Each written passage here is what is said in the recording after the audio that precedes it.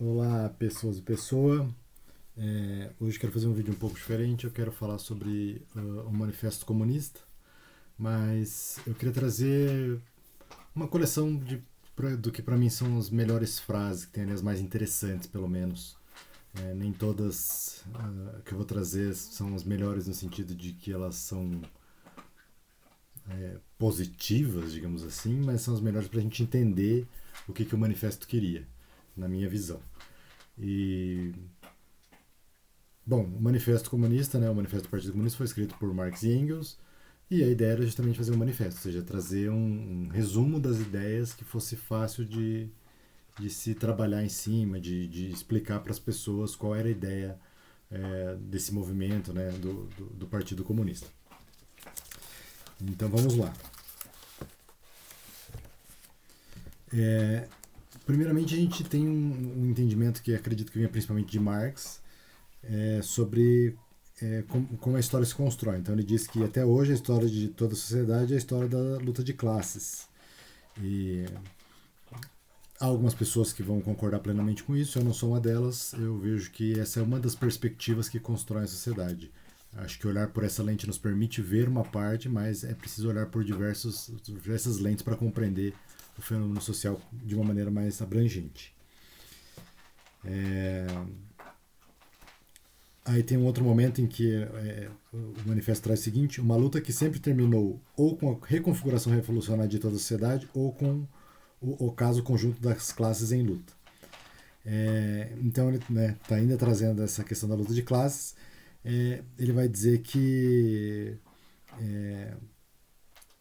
esse embate ele sempre vai levar a uma reconfiguração social. Outra parte diz: a moderna sociedade burguesa não aboliu tais antagonismos de classe. O que ela fez foi novas classes no lugar das antigas. Então, a ideia dessa construção de que a sociedade sempre dá para olhar por esse prisma dos confrontos, não seria bem a palavra, dos conflitos de classe, e que agora uma nova classe estava chegando ao poder. E essa classe era o que eles chamavam de burguesia. Né? Uma outra frase bastante interessante que está no manifesto é: a descoberta da América e a circunnavegação da África criaram um novo território para a burguesia crescente. Então, é interessante ver que é uma análise desse momento histórico, de como é, essas, essa participação global também colaborou, né? Não querendo talvez, mas foi fundamental para esse desenvolvimento dessa burguesia, desse momento, segundo Marx e Engels. Um outro ponto que ele traz é o modo, ou eles, né? O modo de funcionamento da indústria, até então feudal ou corporativa, já não dava conta de atender a necessidade que crescia com os novos mercados. Então, com essa expansão dos mercados, das Américas e da África, segundo o que o manifesto vem trazer, é que o funcionamento do anterior da indústria já não dava conta de atender toda essa demanda. Então, um aumento da demanda levou também a uma pressão maior para uma mudança de sistema. Aí uma outra frase que eu considero interessante, que é: a divisão do trabalho entre as diferentes corporações desapareceu perante a divisão do trabalho no interior das próprias oficinas. Então, aqui vai se construir a ideia de que, principalmente Marx tem desse novo sistema, né, em que desaparece essa ideia de corporação, como a frase diz, e a divisão do trabalho acontece agora no interior dos próprios sistemas, como a gente vê hoje. Então, para nós é meio óbvio olhar para essas frases dos dias de hoje, porque é assim que funciona. As empresas, dentro das empresas, a divisão do trabalho, a gente não tem mais cada empresa fazendo em que cada um coordena todo um sistema. Cada sistema dentro de si tem uma subdivisão de trabalho. Uma outra frase bastante interessante é: ao longo da história, a burguesia desempenhou um papel altamente revolucionário. Onde quer que ela tenha chegado ao poder, a burguesia destruiu todas as relações feudais, patriarcais e idílicas. Então, há um reconhecimento desse poder revolucionário da burguesia e como ela usou esse poder para mudar as relações de trabalho, de uma relação feudal para uma relação agora capitalista. E aí, mais uma frase interessante em resumo, a burguesia trocou a exploração envolta em ilusões religiosas e políticas pela exploração pura e simples, aberta, desenvergonhada e direta. Então, novamente aqui claro, um background bem grande, mas que a gente pode resumir na argumentação de Marx e Engels é que os sistemas anteriores, até o sistema feudal, que seria o último antes do capitalismo, segundo essa construção histórica, eles eram apegados a uma exploração que tinha uma visão religiosa, então é muito interessante. Há trabalhos falando, por exemplo, né, dessa ideia de redenção do trabalho dos explorados, então, principalmente aqui no Ocidente nós temos mais esse conhecimento da religião cristã que usava essa ideia de que aqueles que eram explorados teriam uma recompensa, de que era uma forma de expiação de pecado, então a exploração tinha um fator religioso. E segundo Marx e Engels, isso some. Então, a ideia deles é que no sistema capitalista você não tem essa ideia de que o trabalho seria uma expiação de pecados e nem precisa exploração pura, desenvergonhada. Uma outra frase que está lá também é: o preço baixo de suas mercadorias e a artilharia pesada com que ela põe abaixo toda e qualquer muralha da China. Então, o que eles querem dizer é que com a alta produção os preços caem e os mercados não conseguem resistir, não conseguem competir com esse novo sistema. Então, o sistema capitalista domina esses mercados. Também, novamente, não é uma frase que eu concordo 100%, mas acho interessante essa visão. E aí a gente pode. O que é interessante, eu acho que esse é um ponto que eu vejo muita gente falando do Manifesto Comunista sem nunca ter lido, apesar de ser um livro bem pequeno. É que, claro, a visão do Marx e Engels e do Partido Comunista era a ideia de abolição do capitalismo. Porém, não há aqui uma visão de um capitalismo que é de todo mal. Mas o problema que o capitalismo tem é um problema que eles vão trazer no manifesto, segundo a argumentação deles, que é o seguinte. Então a frase é: basta mencionar as crises comerciais que recorrentemente de tempos em tempos põe em xeque a própria existência de toda a sociedade burguesa de forma cada vez mais ameaçadora. Então, a visão de Marx e Engels é que essas crises elas estavam começando a ser cada vez mais recorrentes e que isso inevitavelmente levaria ao colapso do sistema capitalista. Ou seja, não haveria como esse sistema se sustentar com tantas crises. Nós vemos que hoje essa argumentação de certa forma está errada porque o sistema capitalista tem uma capacidade de plasticidade, de adaptação muito grande. Mas ela também não está de toda errada porque nós vemos que há outros fatores limitantes que talvez nesse período já não tivessem tanta proeminência, como por exemplo os limites do planeta. Então, apesar de eu conseguir abaixar preço de produção, aumentar a produtividade, diminuir ou aumentar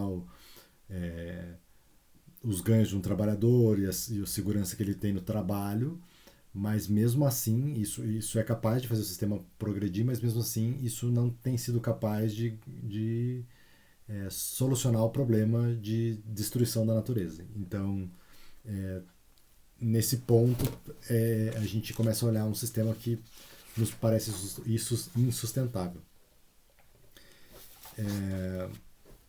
Outra frase que está lá no manifesto é: esses trabalhadores que precisam se vender a varejo são uma mercadoria como qualquer outro artigo vendido no comércio, sujeito, portanto, a todas as vicissitudes da concorrência e as oscilações do mercado. Então, esse novo modelo de sociedade, ela transforma o trabalhador em uma mercadoria. Então, o trabalhador ele se vende, né, no mercado do trabalho. E como ele se vende no mercado de trabalho, o que Marx e Engels estão argumentando aqui é que ele está sujeito a tudo que acontece com uma mercadoria. Então, se uma mercadoria é mais barata que outra, essa mercadoria às vezes ganha mais acesso a recursos. O problema, quando a gente olha para isso, é que agora essas mercadorias são as pessoas. E aí uma pessoa que não tem recursos, ela pode morrer, ela pode ficar doente, ela pode não conseguir dar atendimento à sua família, etc. Então, novamente, a visão aqui é uma visão crítica do capitalismo, mas é uma visão que tem pontos a trazer. E que eu acho que são pontos que vale a pena a gente se debruçar sobre. Não necessariamente aceitá-los, mas analisar. e acho que são bastante presentes no nosso dia a dia também. Outra frase: quanto menos habilidade e força o trabalho manual demanda, ou seja, quanto mais a indústria moderna se desenvolve, mais o trabalho dos homens é substituído pelos das mulheres. Em se tratando de classe trabalhadora, diferente de sexo e idade já não tem importância social nenhuma. Então, aqui eu não consigo me recordar se a ideia era trazer uma crítica a isso, mas eu acho que, por um ponto, isso é bastante positivo, no sentido de que é, eu deixo de ter uma visão de que o trabalho é uma coisa somente masculina, e isso, de maneira bastante resumida, porque tem várias questões muito pontos diversos aí, mas no agregado isso dá uma certa liberdade para as mulheres, porque elas deixam de necessariamente depender dos maridos, né? Então, necessariamente depender de um homem, seja o pai e etc. Então, a mulher tinha um trabalho não remunerado e como a demanda fica muito grande por trabalho, o sistema capitalista acaba colocando também mulheres dentro desse sistema de trabalho. Claro que isso também gera exploração nas mulheres, mas há toda uma relação de trabalho não pago em casa, etc. É uma discussão mais profunda, mas é só uma frase para a gente pensar em também como interpretar o Manifesto do Partido Comunista na nossa realidade e ver que alguns pontos talvez a crítica já não seja tão crítica, né?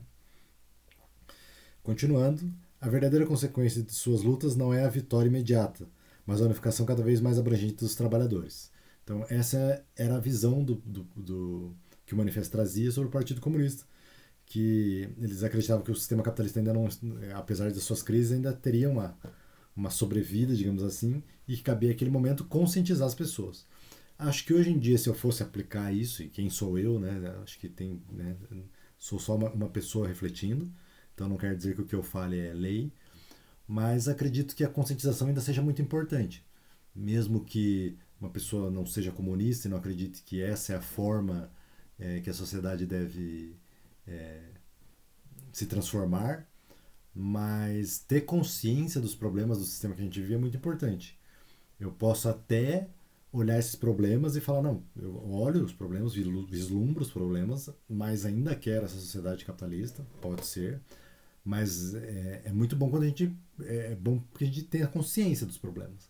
E daí a gente lute para consertar. Algumas pessoas vão ter uma ideia mais reformista, falando, não, a gente pode melhorar algumas coisas, isso é o suficiente, outros vão dizer que não dá, mas acho que é bem importante ter essa conscientização. Seguindo, a própria concorrência entre os trabalhadores destrói a cada momento essa organização dos proletários numa classe e assim num partido político. Então, novamente, a gente é muito atual isso, a gente percebe que, por exemplo, a classe burguesa, que seria hoje em dia, a gente pode colocar, não é somente, mas acho que fica mais claro de colocar os grandes bilionários, né? Então, essa seria a grande classe burguesa, seriam as pessoas que hoje em dia compõem esse grupo que se une de fato. Então, a gente vê que, por exemplo, na pós do Trump estavam lá Jeff Bezos, estava Elon Musk, estava Zuckerberg, ou seja, essas pessoas se comunicam, essas pessoas interagem, essas pessoas lutam pelos seus objetivos, escolhem políticos que vão beneficiar a sua classe.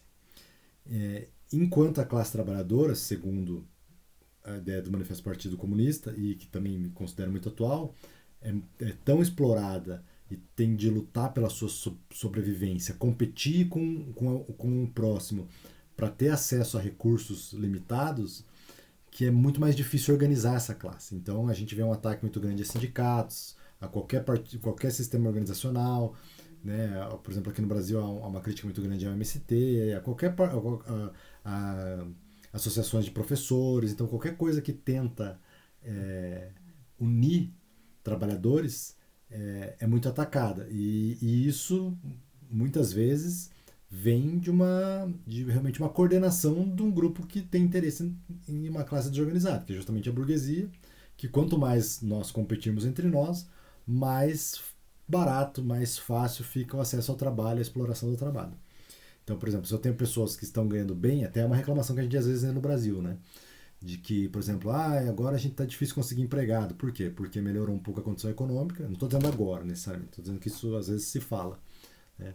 Então a situação no Brasil melhora um pouco, as pessoas começam a ganhar um pouco mais, elas já não querem aceitar trabalhos super exploratórios. E aí a gente vê grandes empresários reclamando, burgueses reclamando, dizendo, agora eu não consigo encontrar trabalhador para ganhar duzentão na semana. Eles querem 700 na semana.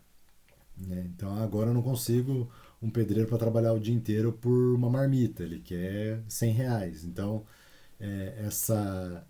essa crítica vem nisso. Né? E esse relato, e novamente, acho muito interessante se debruçar sobre esse documento, porque é um resumo muito bem elaborado daquilo que se falava, e me parece uma coisa muito presente hoje em dia, de que quanto mais da dificuldade que é organizar a classe que trabalha, porque nós somos muito explorados, e como muito explorados nós temos pouco tempo para refletir sobre essas coisas e somos colocados para competir um contra o outro. Então, desde cedo, a gente já no estudo, agora vem vestibular para aqueles que têm a oportunidade de fazer um vestibular, e há uma competição porque não tem vaga para todo mundo, aí vai para o mundo do trabalho, não tem vaga para todo mundo, então daí tem a vaga, mas daí tem 5, 6 competindo pela vaga, então alguém tem que aceitar menos, e aí quando a situação melhora, ou seja, tem poucas pessoas, há um sucesso nessa briga por melhores salários, mas isso nem sempre dura muito tempo, enfim, acho que é um ponto muito presente até hoje. Seguindo, a condição essencial para a existência e a dominação da classe burguesa é a acumulação da riqueza em mãos privadas, a formação e a multiplicação do capital. A condição para o capital é o trabalho assalariado. O trabalho assalariado, por sua vez, se assenta exclusivamente na concorrência entre trabalhadores. Então, aqui é uma análise de um funcionamento do sistema capitalista. E é muito interessante também perceber que a gente tem que ver que nesse período onde estava sendo escrito o manifesto, o capitalismo ainda não era um fenômeno tão ubíquo e com tanto tempo de existência. Então, nós, hoje em dia, quando eu li o Capital, por exemplo, eu estava conversando com um amigo e a gente conversou depois e a gente falou, o Capital, claro, tem uma leitura complexa em alguns pontos, mas me pareceu bastante óbvio, porque nós vivemos nesse sistema. Então, isso aqui a gente sabe. A gente sabe que a gente trabalha porque nós precisamos... essa é a única forma da gente se sustentar. E isso faz com que algumas pessoas consigam gerar lucros e etc. Então, nesse momento, essa análise aqui era muito perspicaz porque não era uma análise que todo mundo tinha. Hoje, eu acredito que já seja meio de conhecimento comum. Né? Seguindo. Os postulados teóricos dos comunistas não se assentam de maneira alguma em ideias ou princípios inventados ou descobertos por esse ou aquele reformador do mundo. E esse é um ponto muito interessante que eu acho que serve para muita gente. Assim, porque eu vejo muita gente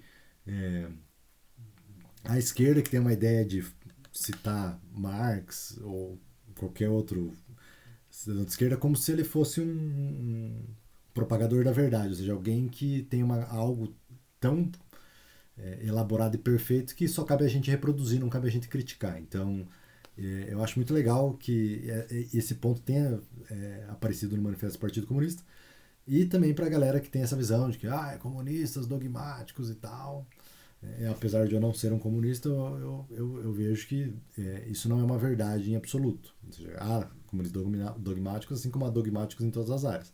Mas a ideia é essa, de que os conhecimentos do comunismo não se assentam nos dogmas de alguém, se assentam na realidade.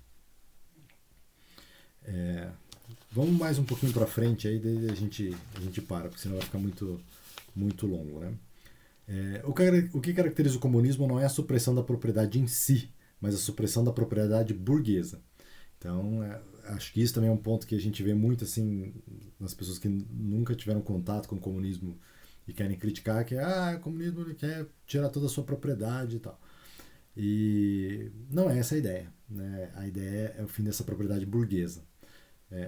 A explicação vem para frente e daí a gente continua no outro vídeo. Né? Eu só vou terminar aqui com uma frase que eu acho que conecta muito com essa, que é a seguinte: a nós, comunistas, já acusaram de querer suprimir a propriedade adquirida individualmente pela via do trabalho. Aí, enfim, tem mais algumas falas e aí conclui a frase com: essa não precisamos suprimir, porque o desenvolvimento da indústria já a suprimiu e segue fazendo dia após dia.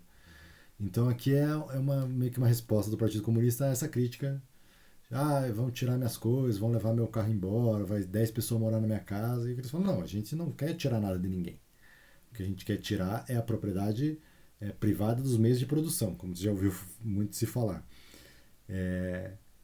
E quem está tirando os seus recursos não somos nós. Quem tirou a sua terra, a sua propriedade, a sua casa, os seus meios, não fomos nós. Quem faz isso é esse sistema. Né? Enfim, acho que até aqui por hoje tá bom. A gente segue outro dia se vocês tiverem interesse. Acho que tem muitas frases interessantes no Manifesto do Partido Comunista. Eu recomendo que leiam um documento histórico muito importante. Acho que é muito importante a gente não ler somente aquilo que a gente concorda, né? Então, eu concordo com esse autor. Acho que é interessante você avaliar algumas coisas criticamente. É óbvio que você não vai ficar lendo tudo de autores que você absolutamente discorda, mas desconfie quando as pessoas, né, são muito assim, nossa senhora, eles falam tal coisa e dizem assim e tal. Dá uma pesquisada, né? Pode ser que as pessoas de fato tenham razão, e aí você vai só concluir que elas tinham razão mesmo. Pode ser que você se depare com alguma coisa um pouco diferente aí no seu caminho. Beleza, pessoal? Até uma próxima.